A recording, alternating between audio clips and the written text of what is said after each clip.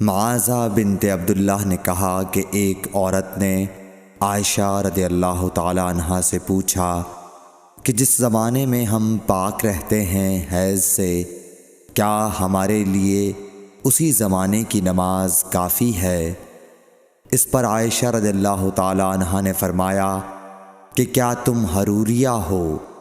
ہم نبی کریم صلی اللہ علیہ وسلم کے زمانے میں حائضہ ہوتی تھیں اور آپ ہمیں نماز کا حکم نہیں دیتے تھے، یا حضرت عائشہ رضی اللہ تعالی عنہا نے یہ فرمایا کہ ہم نماز نہیں پڑھتی تھیں۔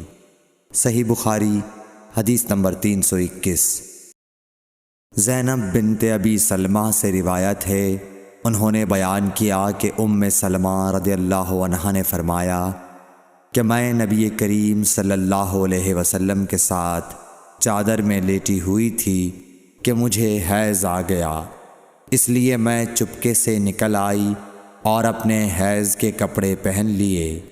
رسول کریم صلی اللہ علیہ وسلم نے فرمایا، کیا تمہیں حیض آ گیا ہے؟ میں نے کہا جی ہاں۔ پھر مجھے آپ نے بلا لیا اور اپنے ساتھ چادر میں داخل کر لیا۔ زینب نے کہا کہ مجھ سے ام سلمہ نے بیان کیا کہ نبی کریم صلی اللہ علیہ وسلم روزے سے ہوتے اور اسی حالت میں ان کا بوسہ لیتے، اور میں نے اور نبی کریم صلی اللہ علیہ وسلم نے ایک ہی برتن میں جنابت کا غسل کیا۔ صحیح بخاری حدیث نمبر 322۔ زینب بنت ابی سلمہ سے روایت ہے کہ ام سلمہ نے بتلایا کہ میں نبی کریم صلی اللہ علیہ وسلم کے ساتھ ایک چادر میں لیٹی ہوئی تھی کہ مجھے حیض آ گیا۔ میں چپکے سے چلی گئی اور حیض کے کپڑے بدل لیے۔ آپ نے پوچھا، کیا تجھ کو حیض آ گیا ہے؟ میں نے کہا جی ہاں۔ پھر مجھے آپ نے بلا لیا اور میں آپ کے ساتھ چادر میں لیٹ گئی۔ صحیح بخاری حدیث نمبر 323۔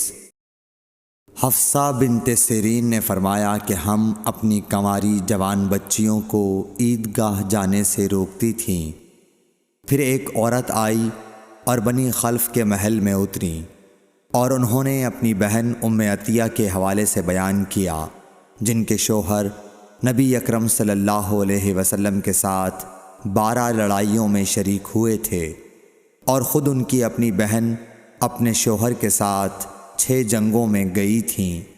انہوں نے بیان کیا کہ ہم زخمیوں کی مرہم پٹی کیا کرتی تھیں اور مریضوں کی خبرگیری بھی کرتی تھیں۔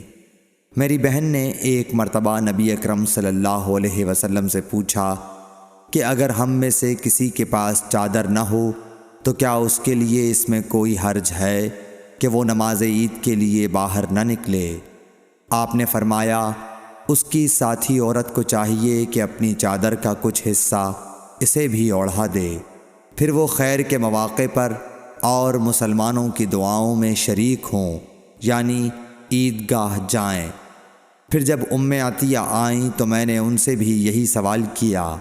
انہوں نے فرمایا، میرا باپ آپ پر فدا ہو، ہاں آپ نے یہ فرمایا تھا۔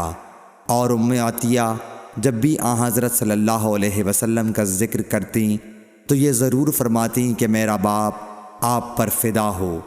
انہوں نے کہا، میں نے آپ کو یہ کہتے ہوئے سنا کہ جوان لڑکیاں، پردے والیاں اور حائضہ عورتیں بھی باہر نکلیں اور مواقع خیر میں اور مسلمانوں کی دعاؤں میں شریک ہوں، اور حائضہ عورت جائے نماز سے دور رہے۔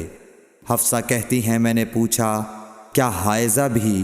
انہوں نے فرمایا، کیا وہ عرفات میں فلاں فلاں جگہ نہیں جاتی؟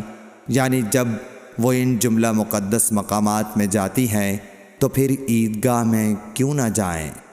صحیح بخاری حدیث نمبر 324۔